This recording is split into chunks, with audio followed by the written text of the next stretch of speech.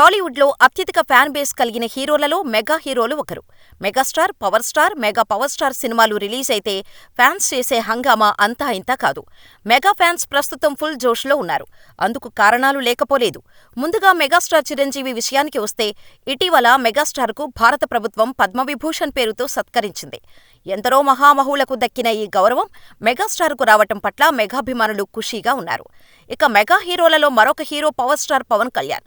ఆయన సినిమా విడుదలవుతుందంటే ఫ్యాన్స్తో పాటు సినిమా ప్రేక్షకులు ఎంతగానో ఎదురుచూస్తారు. అలాంటి పవర్ స్టార్ రాజకీయాల్లో అడుగుపెట్టి 2024లో జరిగిన ఎన్నికల్లో పిఠాపురం నుండి ఎమ్మెల్యేగా గెలవడమే కాకుండా ప్రస్తుతం ఆంధ్రప్రదేశ్ ప్రభుత్వంలో డిప్యూటీ సీఎంగా బాధ్యతలు నిర్వహిస్తున్నారు. ఇక తాజాగా మెగా బ్రదర్స్లో ఒకరైన కొణిదెల నాగబాబుకు మంత్రి పదవి వరించింది.